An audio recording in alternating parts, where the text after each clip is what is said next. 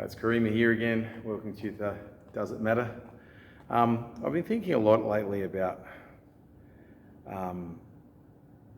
the things that speed us up or hinder us. You know, what's the accelerant and what's the brakes?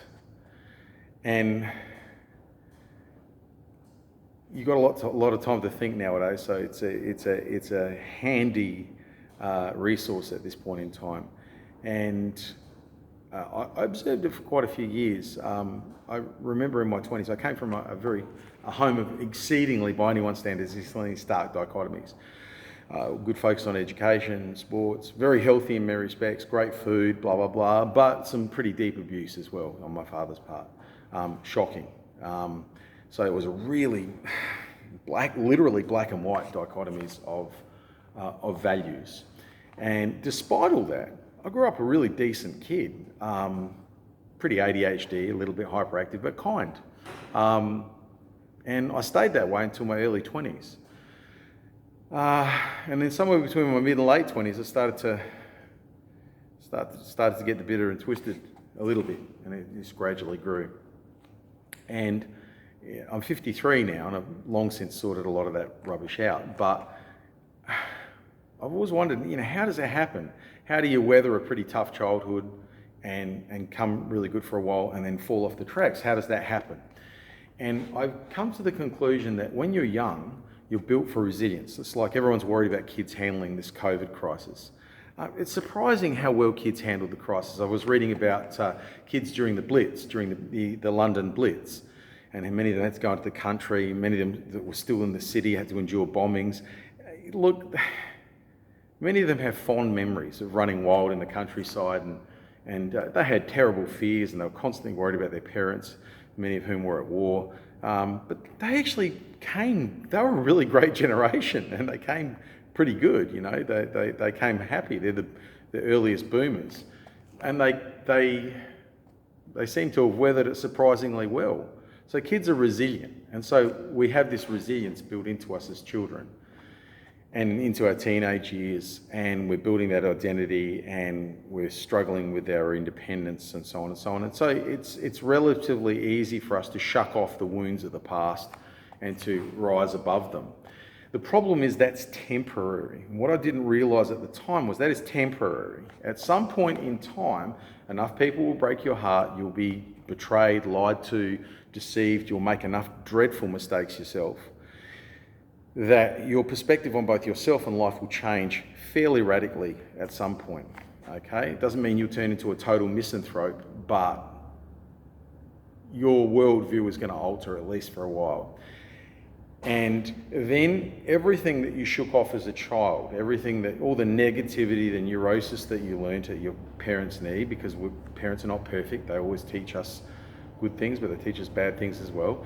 All of that comes home to roost. So the chickens come home to roost, so to speak, okay? And what happens is, as you push towards 30 and then 40 and then 50, you're carrying an increasing long line of associative events, each one reinforcing the other, each one a heavier millstone to carry around your neck, until some point you can't carry it anymore, because everything that happens today, everything that happened yesterday, is directly connected to everything that happened last week, the week before, the year before, the decade before, and the decade before that.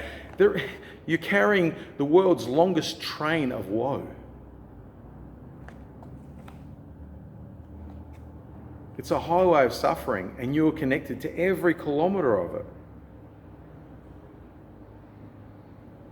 Is that good? Of course not. It's a fucking disaster. And at some point in my sort of 40, 41, I realised that I was carrying an awful lot of that, and it was ruining my life, as it does pretty much everyone's if they don't do something about it. There's different coping mechanisms. There's different ways around this. I can only tell you what I found successful. It's not the only way to cope with it. I do think it's one of by far the more successful ways of coping with it, but it might necessarily be what you need specifically. So this is a narrative or an example of what you should be looking for in general. And that means you might need to customise it, tailor make it, or find a totally novel approach for yourself. But we have to decouple ourselves from the things that have happened to us in the past. Now, as a person who had an extremely abusive childhood, both inside and outside the home, and then went on to do jobs that were highly abusive. People have shot at me, people have stabbed me repeatedly. I've been assaulted, I've been bottled, I've been hit with bricks, with chairs and tables, pushed through plate glass windows, and I've done my own fair share of the same, okay? In defence of myself, of course. So I've had an incredibly violent life after a very violent childhood, and that's not an accident either. You've got to look at some of the decisions you make and the choices you make about yourself along the way. Took me till I was about 40 to even think about that. So it's funny how we can develop blind spots, and that's the thing. We do develop blind spots.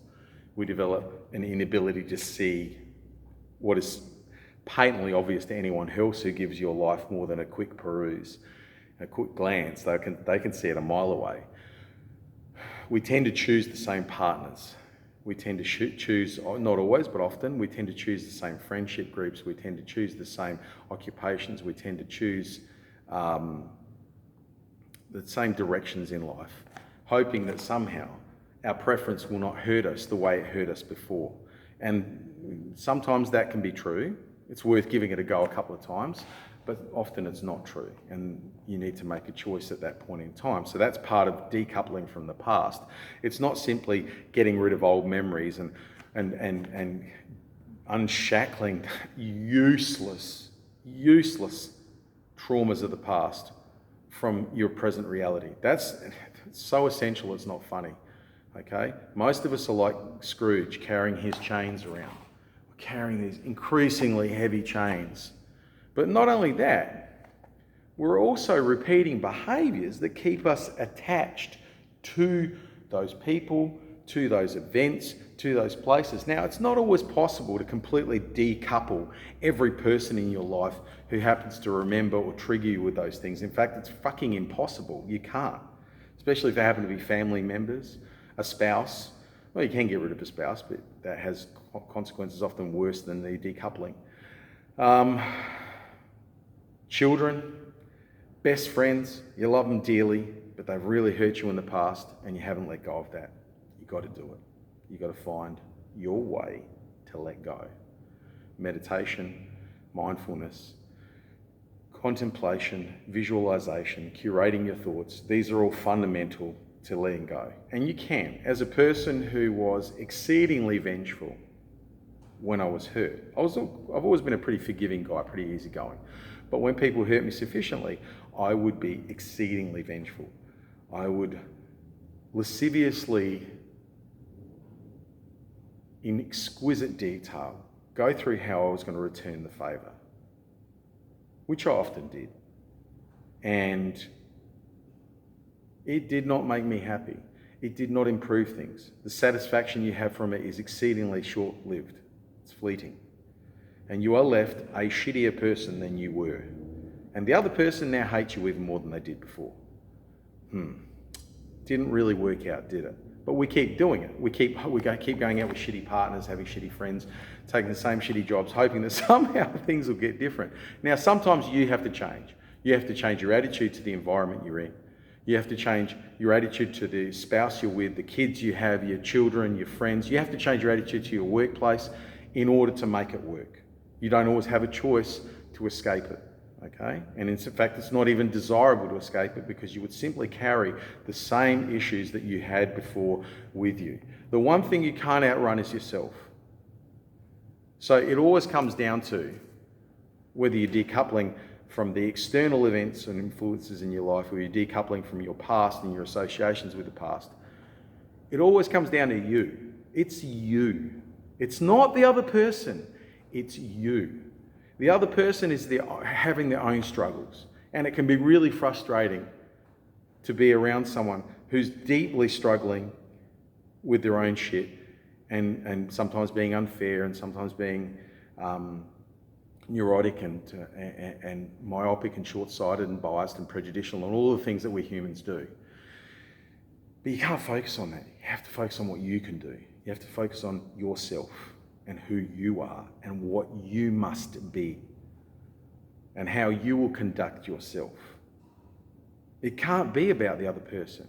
And lo and behold, you will find if you're able to do that, and you are able to do that because of someone like me, a retributive, angry, extremely impulsive, deeply emotional, volatile person like me, if I can do it, if I can become calm, largely rational, and logical and self-controlled and disciplined even under extreme circumstances, then you can too. Okay? I'm a deeply flawed individual. I'm no one's example. Okay? I work really hard to be the best person I can be, but I'm not good natural material at that. I have been through the mill for too many years to hold myself. I've made too many mistakes to hold myself up as some kind of fucking icon, because I'm not. But you will see a person in me that tries exceedingly hard and to some degree has some success. I have to work really fucking hard at it, okay? And it's of my own making as much as my parents or anyone else's. And I have to accept that responsibility. You have to take responsibility for your life. Even the shit that people did to you, you have to own it. You have to take it on board, okay? You have to take it on board. If you don't take it on board, you'll be the eternal victim.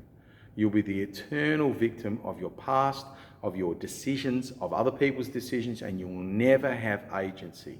Agency comes from controlling who you are, controlling your thoughts, controlling your perspective, controlling your beliefs, controlling your thoughts. The landscape of your mind belongs to you. Own it. Own your heart as a result too. As soon as you change the brain enough, the feelings and hearts and emotions will change. I never could have forgiven the things I've had to forgive in recent years. I never could have accepted and been patient in the way that I've had to be patient in the last few years. Never. It wouldn't have been possible 20 years ago, or 15 years ago. It wouldn't have been possible for me at all. It is now because I've made fundamental changes to who I am. And if I can do it, fucking a Gumby like me, any one of you can do it. Anyone at all. Breathe. Exercise. Set one thing at a time. So start with your diet. Start with your sleeping patterns. Start with your, which I still have to work on. It's the thing I'm weakest on. Start with your sleeping patterns. Start with your breath. Do you breathe? Are you holding your breath when you get stressed? Start to breathe, get a Wim Hof video. Go to Headspace, do some meditation. Start working on at least one or two aspects that are going to be successful for you. Build models, I'm starting to get back into it now. I'm going to start buying some models and doing them again. I used to do them prolifically. They're really good. They're very Zen-like in your focus. You're exquisitely focused for a moment on doing a thing. But you also need the no mind, which I think only comes from meditation, from breath and meditation. So if you can use that mindfulness and that meditation and the exercise and the good sleep and the food, and just start with one. Don't have to work on all of them. Just start with one and gradually chip your way in. And it might be going for a ride down to the beach every day or every second day. It might be walking around your block and simply paying attention to things you don't normally look at. Look up, look into the tree branches, see if you can see some birds. Look at the different types of trees. What leaves are on the different types of trees? Can you notice differences in your environment? Start to pay attention to things that you thought were inconsequential. This is all a way of creating new synaptic pathways, new neurological circuits in the brain. And as we create novel neurological circuits, we actually weaken. We weaken just by learning alone. We begin to weaken some of the older pathways. Over time, you can curate that. You can specifically direct what you learn to be very specific to things that you want to weaken. Habits, addictions, phobias, reactions, assumptions, triggers, until eventually you can decouple to a very large degree, not always totally, but you don't need to. Some triggers you want to keep there just in case there is a monster under the bed, just in case the wolf does come bursting out of the forest. It happens on occasion, all right? You want to have those triggers there to some degree. But if they're crippling your life, they're crippling your relationships, they're crippling your ability to function, then you have to do some decoupling. and you can gradually find what it is that makes you feel less triggered, that makes you feel more loving. Life isn't about, it's not about suffering. Life is suffering, but it's not about suffering. It's about transcending the suffering. It's the lesson, the Buddha's lesson that an awful lot of people never seem to get to. The part that comes after life is suffering is that life is not about suffering, though. It just has an awful lot of suffering in it. It seems to be a teaching tool. It's a process that we have to go through. But the minute, we don't have to stay with it. You don't have to stay back there. There's an old Buddhist koan that I absolutely, not koan, old Buddhist parable that I absolutely love. Two monks were walking up to a river, heading back towards the monastery. And when they arrived at the river, they found an absolutely beautiful woman waiting by the river, which had sprung its banks and flowed over the small crossing that was there. And she was in these ornate silk robes, and she was terribly afraid of getting all this stuff wet. She was afraid of getting swept away by the strong current. And without a word, she looked at them and beckoned and beseeched them for help. And without a word, the senior older priest picked her up and carried her across the river. And then he put her down, she gave him many thanks and went off on her own way. And the young priest looked at the older priest and was aghast. He said, "We're not supposed to touch women. We took a vow of chastity and celibacy. We're not even supposed to talk to women. You know, how could you do that?" And the older priest turned to the young priest as they were walking off and said, "I left her at the river. Did you?" And for me, that captures everything in a single moment, captures the whole truth that I've been trying to crystallize for the last 17 minutes. You can let go. You can be more. It takes a long time. It takes the rest of your life. It's a daily process. But you can be free to a surprising extent from your past. You can be free from your base anthropological instincts, and you can learn from them when you're not quite so free. You can grow, and you can have a life of love and tenderness and passion and understanding and wisdom. You can have all of those things, but only if you're able to let go of all the shit that's dragging you down and functioning as a gigantic weight and brake on your life. You are carrying too much. Many of you are carrying too much. I certainly did carry too much. And the last few years of my life have been a liberation. They've been some of the hardest years of my life, because life comes with consequences, causality. You make decisions in your 20s and 30s. They come back to haunt you in your 40s and 50s. Those are the decisions that make huge impacts on you later on. So keep that in mind. But despite my life having become increasingly hard, I feel so liberated, because I'm able to decouple from so much of what held me back. I'm able to let go of so much of the negative emotions that just ran riot through me, that were constantly tamping down.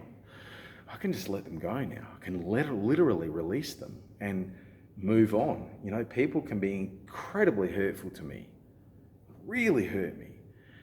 And, you know, an hour, a minute, an hour, a day or two sometimes, a week later, it's completely gone. I mean, it's gone, it's vanished. It doesn't exist anymore. I remember it happening, but I'm over it. Because I've curated a habit, a neurological set of circuits in my brain that say, no, this is what we do with this kind of thing. We learn from it, we move on. We try to understand it, we try to see what our role in it was, what did we contribute to that painful event, and then we move on, we let it go. Because there's too much shit to do now. There's too much to be experienced and enjoyed now. And the harder your life is, the more you have to do that. People in Auschwitz and Belsen and the gulags and during the Soviet Union were exceptional at finding joy in the most severe circumstances humans have ever found themselves in. Slaves told stories on boats headed to America and other parts of the world. They would find every moment they could to love, to sing, to enjoy, because it wasn't going to last. They knew what was ahead of them. And they'd often had some pretty tough times behind them too. We're privileged, most of us in the modern world. We're much more privileged, and some of us more privileged than others.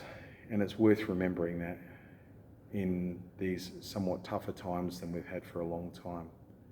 Okay? You are you are what you do. You are what you practice.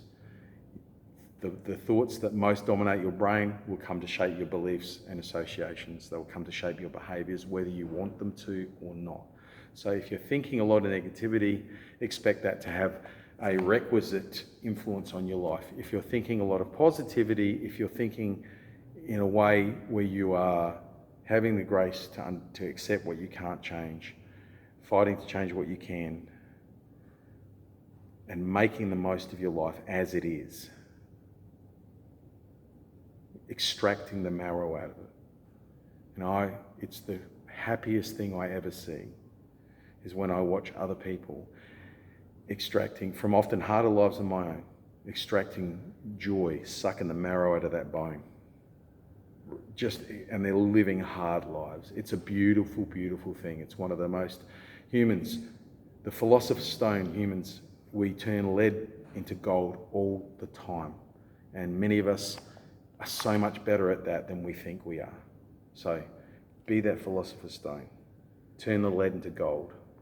The lead tastes bad for a while, but if you hang on to it and then put it behind you, let it go, it'll turn into gold.